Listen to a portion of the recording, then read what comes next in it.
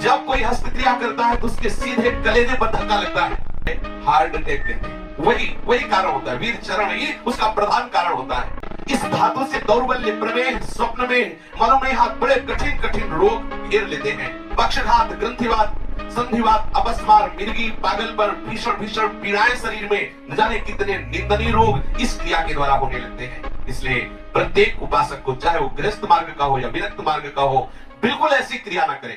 जब कोई हस्तक्रिया करता है तो उसके सीधे कलेजे पर धक्का लगता है। जब क्रिया करता है तो संपूर्ण स्नायुओं में हलचल और हृदय पर धक्का लगता है, जिससे उसका दिल कमजोर होने लगता है। और वही सबसे ज्यादा जिसे हार्ट अटैक कहते हैं, वही कारण होता है। वीर चरण ही उसका प्रधान कारण होता है। क्षय, खांसी, श्वास, ये क्षमा महाभयानक रोगों का बुलावा है। हृदय रोग से पीड़ित या भागे मनुष्य किस क्षण मर जाए कोई पता नहीं। मस्तिष्क पर जो एक ऊर्जा शक्ति, विचार शक्ति होती है, वो नष्ट हो जाती है।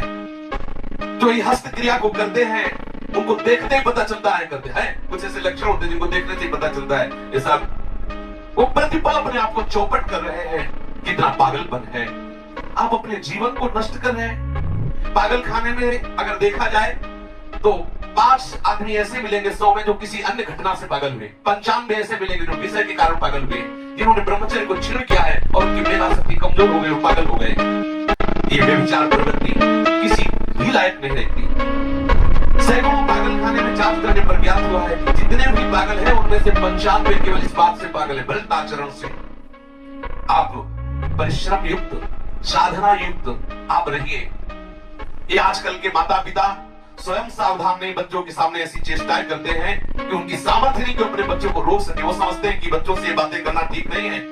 लेकिन आप समझिए, अगर बच्चों को आप एक छूट दे रहे हैं, आप उनका कितना जीवन नष्ट कर रहे हैं। उनकी आंख, नाक, कान, जिह्वा, वाणी, पैर, त्वचा सब कमजोर हो रहे हैं। और इस कारण जब वो गृहस्थ धर्म में प्रवेश होते तो गृहस्थी लायक नहीं रह जाते, गृहस्थी लायक नहीं रह जाते इन क्रियाओं के करने के कारण। माता पिता को, सदगुरु को चाहिए, उपदेशक को, कि अपने आसपास इस बात को कहे कि कभी ऐसी गंदी चेष्टाएं ना करें। सब गृहस्थी में जाते को पहले आचार्य परंपरा थी, सब जाकर गुरुकुल में रहते थे, ब्रह्मचर्य रहते थे। फिर इनको गृहस्थ में जाना होता, वो गृहस्थ में जाते, इनको नैष्ठिक ब्रह्मचर्य का व्रत लेना होता, वो वैरागी होते। दोनों महान पुरुष बनते। वो गृहस्थी में जाकर धर्म पूर्वक चलते हुए पुनः वैरागी को धारण करता और विरक्ति में जाकर वो महापुरुष बन जाता।